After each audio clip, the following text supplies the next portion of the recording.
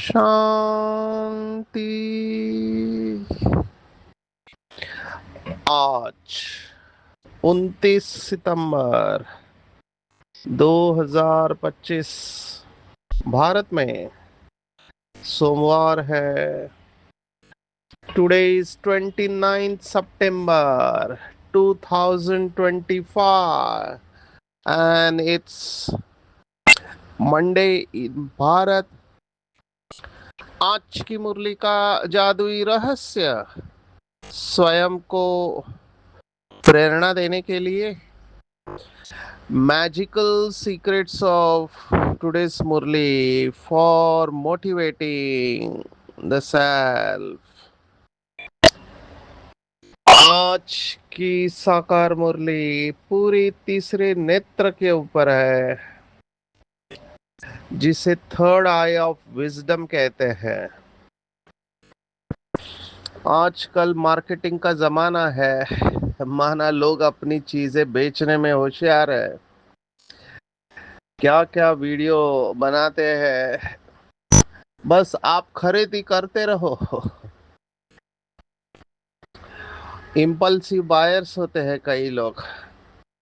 Addiction में सेवा करने के बाद अभी ये और एक एडिक्शन है जिसको कहते हैं शॉपिंग एडिक्शन। तो कई लोगों को वीडियो देख के चीजें खरीदने का शौक होता है और इसी का फायदा ये मार्केटिंग वाले उठाते हैं सब जगह पे। पहले तो मुझे याद है ब्लैक एंड वाइट टीवी था, तब जो एडवर्टाइज आते थे वो मूव भी नहीं करते थे, एक फोटो होता था और उसके साथ म्यूजिक डाल देते थे, वो फोटो भी मूव नहीं करता है। फिर लोग आने लगे, फिर क्या क्या हुआ। और फिर आजकल रास्ते के ऊपर जो बैनर लगाते हैं, कितने बैनर, ये बैनर की भी बाढ़ लगी हुई है।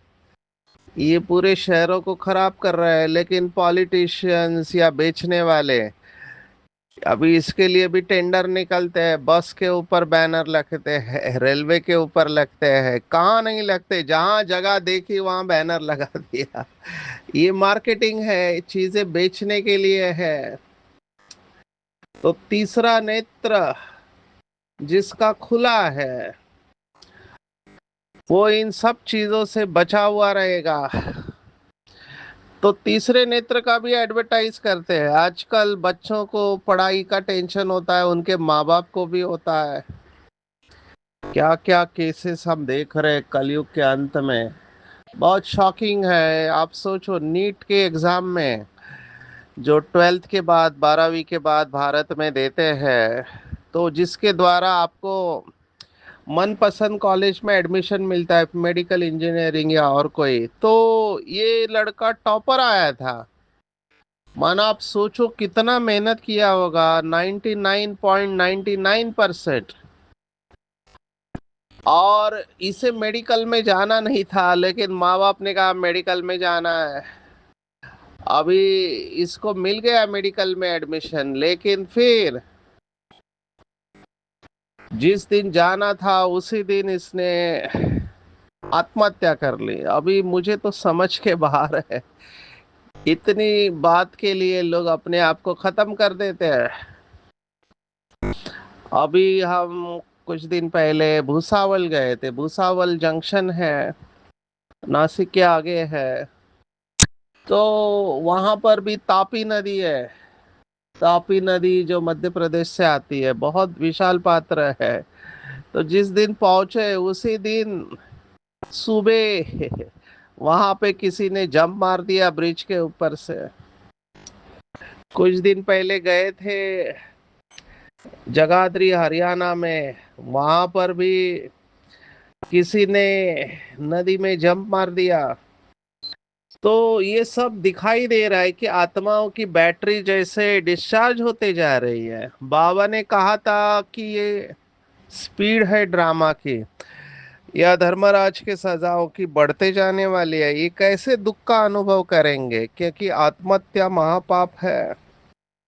तो तीसरा नेत्र जिसका खुला हुआ होगा, उसके अंदर बहुत सारी पावर्स होगी। आजकल बच्चों को तीसरा नेत्र खोलने की ट्रेनिंग लौकिक वाले दे रहे हैं कि तीसरा नेत्र से आप आंखों के ऊपर पट्टी बांध कर भी पढ़ सकते हैं। ऐसे कोचिंग चालू हो गए हैं। अभी इससे फायदा क्या, आंखें दी हुई किस लिए है? अभी ये सिद्धि की तरफ जाता है। आंख बंद करके आप नोट का नंबर बता रहे हो, काला कपड़ा आंखों के ऊपर बांधा हुआ है। अब ये आकर्षित तो करता है, लेकिन इससे फायदा क्या है, मुझे ये समझ में नहीं आ रहा है। ये तो वैसे ही हुआ कि जैसे रामकृष्ण परमहंस की कहानी सुनाते हैं। अभी उस वो गंगा के किनारे रहते थे, तब एक ऐसे ही तपस्वी उन्हें मिले जिनको पानी के ऊपर चलने की सिद्धि प्राप्त थी। आपकी जानकारी के लिए, ऐसे आत्माएं हैं जो पानी में डूबते नहीं है, पानी के ऊपर चल के जाते हैं। तो उन्होंने बताया रामकृष्ण परमहंस को कि मैं पानी के ऊपर चल सकता हूँ। तो कहानी में सुनाते हैं कि उसने पूछा कि कितना साल लगा, तो बोला 25 साल मैंने साधना की, तब मेरे को ये सिद्धि प्राप्त हुई। तब रामकृष्ण परमहंस कहते हैं कि तुम्हारी साधना पाई पैसे की है, क्योंकि मैं पाई पैसे में नाव में बैठकर उस तरफ जा सकता हूँ, तुमने अपने जिंदगी के 25 साल वेस्ट कर दिए। अभी ये कहानी बहुत पावरफुल है, हमको लक्ष्य बहुत क्लियर होना चाहिए। आंख बंद करके आप सिद्ध क्या करना चाहते हो? आंखें अच्छी है, जिसकी आंख नहीं है उसको आप सिखाओ तो बहुत बड़ी बात होगी। लेकिन जिनकी आंखें अच्छी है उनको आंख बंद करके काला कपड़ा बना के ट्रेनिंग दी जाती है कि आप बिना देखे भी पढ़ सकते हो। माना सज्जे को अंधे बनाने की बात है।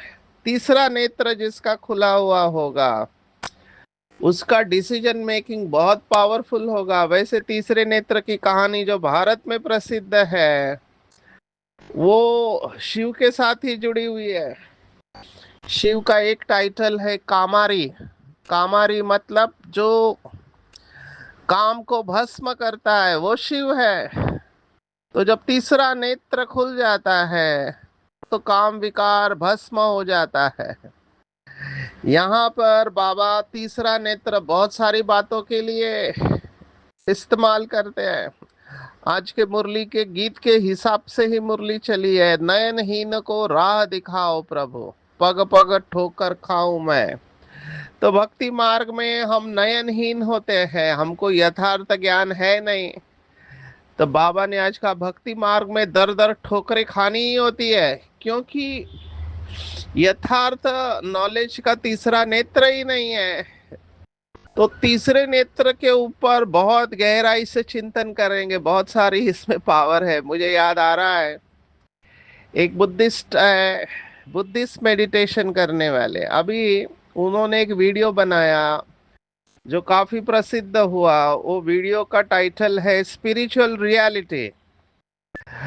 अभी उसका जो एनिमेशन है बहुत पावरफुल है। बाबा के कई सारे बच्चे उस एनिमेशन को मॉडिफाई करके यूज करते हैं। मेरा भाग्य रहा कि उस आत्मा से बात किया मैंने, कि मैंने कहा ये आपने किस आधार पर बनाया। उसमें उन्होंने तीसरे नेत्र के ऊपर भी वीडियो बनाया है। और बुद्धिस्ट मेडिटेशन में एक अनापान सती योग होता है, माना आप सांसों को साक्षी होकर देखते रहते हैं, धीरे धीरे आपकी सांसें छोटी छोटी होती जाएगी। माना आप जो 1 मिनट में 16 बार सांस लेते हैं, आप सांसों के ऊपर ध्यान रख करने से वो अंदर चले जाते हैं और सांस रुक जाती है, तब ऊपर से फ्लो चालू होता है। ये सब उन्होंने अपने वीडियो में दिखाया हुआ है। तो मैंने उनसे बात किया तो पता चला कि वो दक्षिण भारत के हैं, मैसूर में। तो मैंने कहा ये सब आपने कहाँ से बनाया? तो उन्होंने कहा ये सब मैंने व्यक्तिगत रूप में अनुभव की हुई स्टेजेस है। तो उनके पास ये पावर्स तो है, वो ब्रह्मा कुमारी के सेंटर पर भी जाके आया था, लेकिन जो आत्मा जिस धर्म की होगी वहां पर उसको जाना ही है। ये आज की पूरी मुरली इसी के ऊपर है, तीसरा नेत्र। और जो जिस धर्म का होगा वहां पर उसको जाना ही है। तो नयनहीन है इस समय। जैसे किसी की आंखें नहीं होती है तो बेचारा दर दर ठोकरे खाता है, उसको ठिकाना नहीं मिल पाता है। कुछ ऐसी ही हालत इस समय मनुष्य आत्माओं की है, क्योंकि यथार्थ नॉलेज न होने के कारण अलग अलग स्थानों पर जाते रहते हैं। इसके ऊपर भी बहुत सारी कहानियां लिखी हुई है। एक ही जगह पर टिकना चाहिए, लेकिन मनुष्य इस समय, जैसे अभी महाराष्ट्र में गणेश हो गया, गणेश के बाद अभी नवरात्रि में देवी आई है, हर जगह पे जाता रहता है।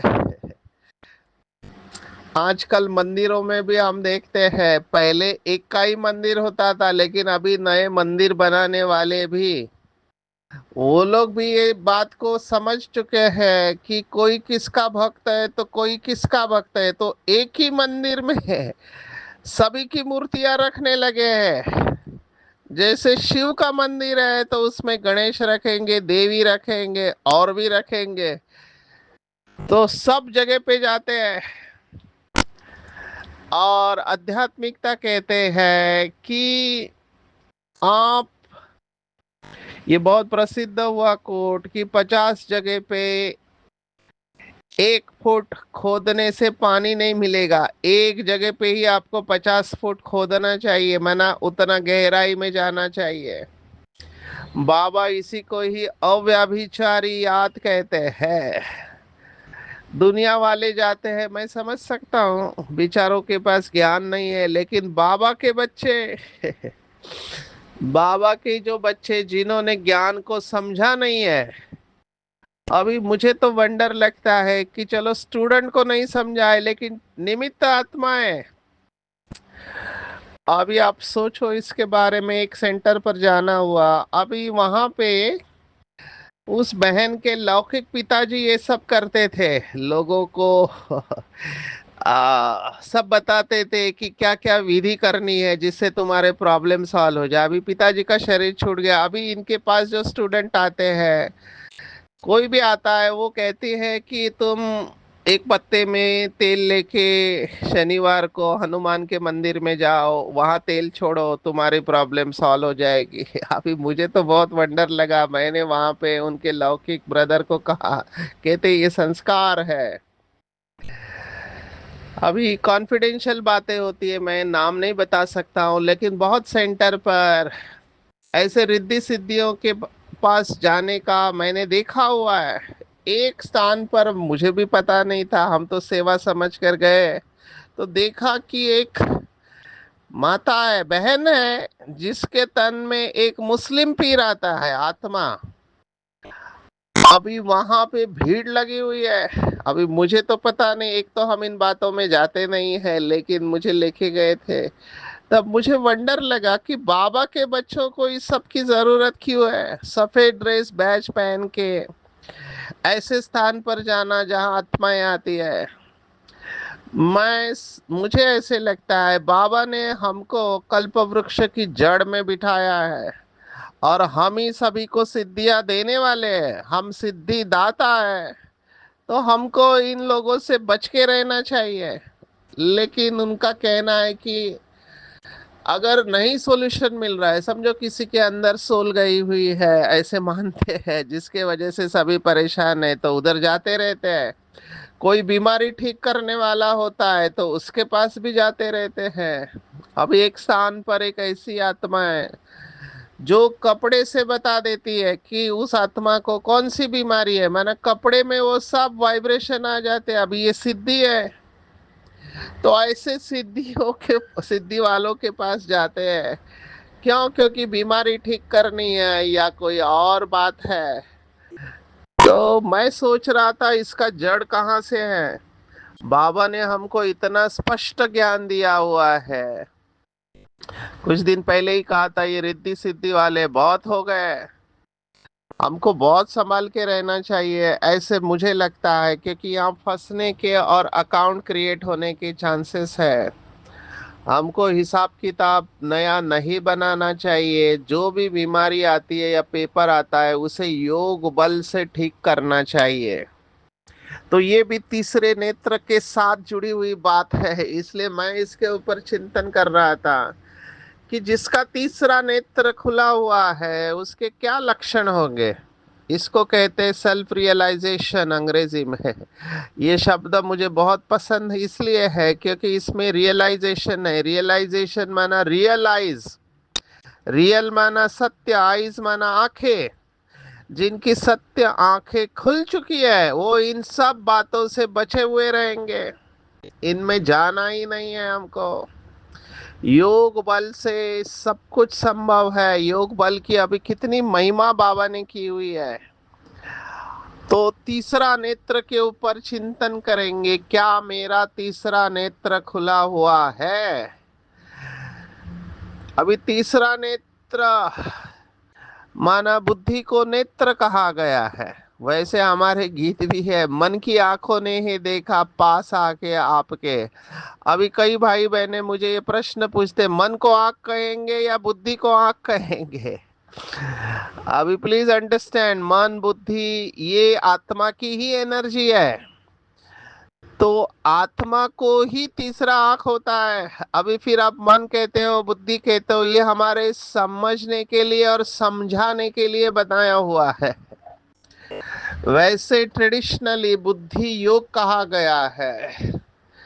बुद्धि का काम है देखना, लेकिन जब ये गीत लिखा गया है तो गीत से कंफ्यूजन पैदा होता है। मन की आंखों ने है देखा पास आके आपके। अभी ये वैसे ही बात है कि विदेशों में वो ब्रेन को ही माइंड पावर कहते हैं, brain power is mind power. तो ऐसे सब कंफ्यूजन पैदा होता है। एक मुरली में तो बाबा ने कहा ये जो दिल कहते हैं वो दिल आत्मा में ही रहता है, लेकिन जब बाबा कहते दिल से याद करो तो लोगों का ध्यान जाता है छाती में, लेफ्ट साइड की तरफ, चेस्ट में। क्योंकि हम दिल माना वही समझते हैं कि स्थूल हार्ट, लेकिन आध्यात्मिकता में हार्ट या दिल ये आत्मा के अंदर होता है, ना कि छाती में, चेस्ट में नहीं होता है। तो ये भाषा भाषा का फर्क है, इसलिए मुरली का अर्थ हर एक अपने बुद्धि के अनुसार निकालता है। तो नयन जिसका खुला हुआ होगा, मैं समझता हूं उसे दूध का दूध और पानी का पानी स्पष्ट दिखाई देगा, क्योंकि तीसरा नेत्र खुला हुआ है। डिसीजन बहुत फास्ट होगा, डिसीजन फास्ट भी होगा और यथार्थ भी होगा। और ऐसी आत्माएं सार रूप में सदा होने के कारण ऑटोमेटिकली कम बोलेगी, न्यारी रहेगी, ज्यादा विस्तार में जाएगी नहीं, क्योंकि तीसरा नेत्र खुला हुआ है। तीसरा नेत्र जिसका खुला हुआ है वो साइलेंस में ऑटोमेटिकली जाएंगे, उनको कुछ भी पूछने की जरूरत नहीं है, क्योंकि उनको सब कुछ दिखाई देता है जो जैसा है। मैं बाबा की मुरली का रेफरेंस दे रहा हूँ। बाबा ने एक अव्यक्त मुरली में कहा था कि आगे चलकर तुम योग में इतना आगे जाओगे कि तुम दर्पण बन जाओगे। दर्पण जैसे दर्पण होता है, मिरर, उसके आगे आप जाते हो तो वो रिफ्लेक्ट करता है, माना उसके सामने जो खड़ा है वैसे वो दर्पण में दिखाई देता है। कुछ ऐसी अवस्था बाबा के बच्चों की होने वाली है, वो दर्पण के समान साफ हो जाएंगे। और जो भी आत्माएं उनके पास आएगी उनके अंतरंग में जो कुछ भी चल रहा है इनको स्पष्ट महसूस होगा। ये संपूर्ण अवस्था के नजदीक के लक्षण है। और उनको ये स्पष्ट अनुभव भी होगा कि बोलने में बहुत एनर्जी जाती है, बिना बोले ही काम हो सकता है। तो इसके ऊपर चिंतन करेंगे, क्या मेरा तीसरा नेत्र खुला हुआ है? जैसे कई लोगों को चश्मा लगा हुआ रहता है। हमने कोविड के वक्त ये एक्सपीरियंस किया कि कोविड में हमारी जब ड्यूटी होती थी तो हम चश्मा लगाते हैं, तो सांस लेते समय सांस से जो भाप निकलती है वो ही चश्मे के ऊपर चले जाती है, और फिर हमको दिखाई नहीं देता, तो चश्मा को साफ करना पड़ता था। फिर उसके लिए हमने युक्ति निकाली कि कैसे टिश्यू पेपर लगाए ताकि भाप नाक से निकलने वाला सांस वहां पे पहुंचे नहीं, नहीं तो बार बार चश्मे को क्लीन करना होता था। अभी ये कोहरे का सीजन चालू होगा तो आपने देखा होगा कि गाड़ी के ऊपर बहुत सारी नमी आ जाती है कई स्थानों पर, तो आगे का रास्ता ही नहीं दिखाई देता है और उससे एक्सीडेंट होते हैं। कुछ ऐसा ही हमारे आंखों के ऊपर माया का पर्दा आ जाता है और हम स्पष्ट देख नहीं पाते, तो एक्सीडेंट होते हैं और गलत दिशा में जा सकते हैं। इसलिए तीसरा नेत्र साधारण बात नहीं है। वो जो बुद्धिस्ट आत्मा जिसके बारे में मैंने कहा, उन्होंने तो तीसरे नेत्र के बारे में ये कहा है कि उनको सिद्धियां आती है, दूर दूर तक देख सकते हैं। अभी इसको अंग्रेजी में कहते हैं क्लेरवोयंस। क्लेरवोयंस माना आप बैठे भारत में हो लेकिन आप अमेरिका में क्या चल रहे हैं यहाँ बैठे बैठे देख सकते हो। ये पावर है। बाबा ने हमारे परम आदरणीय मनमोहिनी दीदी को यह अनुभव कराया था, क्योंकि वो मेले में जा नहीं पाई थी कलकत्ता में, तो उनको मधुबन से डायरेक्ट टेलीकास्ट बाबा ने तीसरे नेत्र के द्वारा कराया, ऐसे मुझे एक वरिष्ठ आत्मा ने सुनाया। तो ये पावर है, जिसका तीसरा नेत्र खुलता है उसके पास बहुत सारी पावर आती है। हम तो बहुत लाइटली बोल देते हैं कि मेरा तीसरा नेत्र खुला है, इतना इजी नहीं है ये। तीसरा नेत्र जिसका खुला है उसके पास जबरदस्त पावर आती है। वो दूर की बातों को देख सकता है, सुन सकता है। दूसरी जो सिद्धि इसके साथ जाती है वो है क्लियर ऑडियंस। क्लियर ऑडियंस माना केवल देखना नहीं, यहाँ से अमेरिका में क्या चल रहा है वहां की बातें आप सुन भी सकते हो। बाबा ने इसके बारे में मुरलियों में कहा हुआ है कि जिनकी बाप के साथ सर्व संबंधों के सार वाली याद होगी, सार वाली याद माना सर्व संबंध एक बाप के साथ, तो वो ब्रह्मा बाबा को फेस टू फेस देख पाएंगे, उनकी बातों को समझ पाएंगे। और यही हमारी बड़ी दादी की अवस्था थी। बाकी लोगों का मुझे पता नहीं, लेकिन बड़ी दादी की तो ये स्पष्ट स्टेज थी। उनको ट्रांस में जाने की जरूरत ही नहीं थी। देखो ट्रांस में भी देखते हैं ये लोग, लेकिन वो उनके भक्ति का फल होता है और परमात्मा उनको सहयोग देता है। जैसे बाबा कहता है मैं बुद्धि की तार को खींच लेता हूँ। सभी ट्रांस में जाते नहीं है, लेकिन ये जो है बड़ी दादी के पास ये पावर्स थी। आप सोचो ये सभी टॉप आत्माएं, कोई ट्रांस में नहीं गया। माना ना मम्मा बाबा ट्रांस में जाते थे, ना बड़ी दादी ना जानकी दादी, ये ट्रांस में नहीं गए। लेकिन इनके पास ऐसी पावर थी कि अपने बुद्धि के आधार पर बाबा की बातों को कैच कर सकते थे। दादी तो फेस टू फेस देख सकती थी।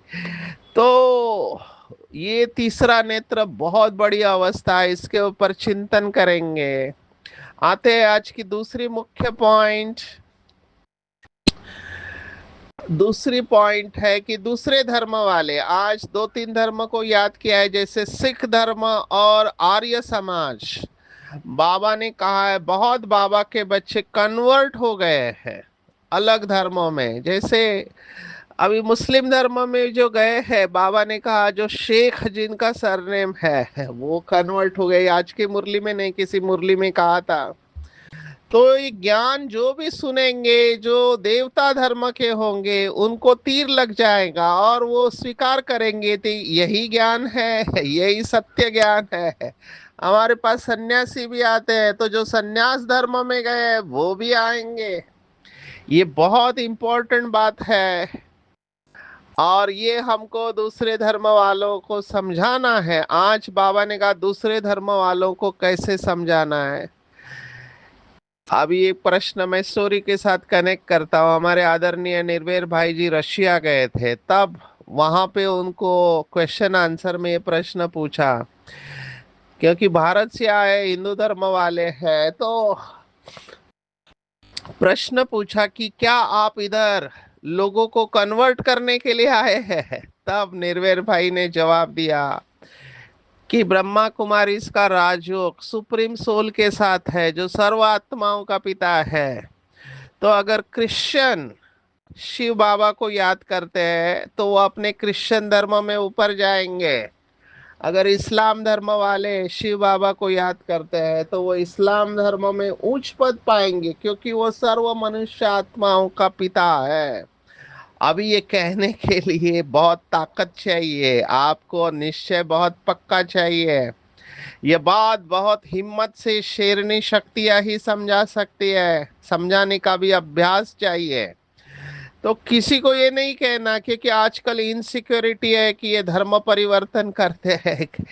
कुछ दिन पहले मैंने सफेद ड्रेस के बारे में कहा था, क्यों हम कलर ड्रेस पहनते हैं। देखो केरल में हमारी रैली थी 2009 में, माई इंडिया हेल्दी इंडिया। तो मुझे वहां भेजा था क्योंकि वहां हिंदी नहीं चलती है, अंग्रेजी में बोलना था बहुत जगह पे। लोकल भाषा तो हमको आती नहीं, मलयाली या तमिल। तो हमारी बहन जी एक गई थी जो सफेद ड्रेस में, तो उसे बोलने से मना कर दिया कि ये नहीं बोल सकती यहाँ पे। तो वहां पर मुझे पहला लेक्चर फिनिश करके वहां जाना पड़ा, और हमको एक्सेप्ट क्यों किया, क्योंकि हम कलर ड्रेस में रहते हैं। तो हमको स्थान समय व्यक्ति परिस्थिति देखते हुए श्रीमत पर चलना है। तो बाबा ने आज ये राज बताया है कि दूसरे धर्म वालों को कैसे समझाना है। ये पॉइंट 2-3 बार आई है। बाबा ने कहा आपको उनको ही समझाना है जो शिव के भक्त और देवताओं के भक्त है। बाकी दूसरे धर्म वाले जो कन्वर्ट होके गए हैं वो आएंगे। और एक बात जो मुझे इम्पोर्टेंट लगी, जो भी मैं देख रहा हूँ, वो बाबा ने आज कहा है कि मैं गुजराती हूँ, फलाना हूँ, ये सब छोड़ देना है। ये भी एक प्रकार का बॉडी कॉन्शियस है। मेरे को तो बहुत वंडर लगा, कर्नाटक में मैं बेलगांव में गया था। अभी बेलगांव में झगड़ा चल रहा है कर्नाटक और महाराष्ट्र के बीच में। वो कहते हैं हमारा है, वो कहते हैं हमारा है। तो वहां पर मराठी भी है और कन्नड़ भी है। अभी बाहर वाले लड़ते हैं, मैं समझ सकता हूँ, लेकिन बाबा के बच्चे भी कहते हैं, कुछ कहते हैं मराठी में बनाओ, कुछ कहते हैं कन्नड़ में बनाओ पर्चा। अभी ये सब जाना नहीं चाहिए, ये बॉडी कॉन्शियसनेस है। हमको समझाने के लिए आप बनाते हो, बात अलग है। लेकिन टू मच अटैचमेंट टू ये भाषा कि हमारी भाषा ही सर्वश्रेष्ठ है, सबसे पुरानी है, वगैरह वगैरह, इसमें नहीं जाना चाहिए। बिल्कुल नहीं जाना चाहिए। बाबा ने ये स्पष्ट कहा है, मैं गुजराती हूँ, अभी इसको आप एक्सटेंड करो, मैं मराठी हूँ, या मैं यहाँ का हूँ, वहाँ का हूँ, ये सब छोड़ दो। ये छोड़ना भी तीसरा नेत्र खोलने के बराबर है। हम सभी के हैं, सभी हमारे हैं।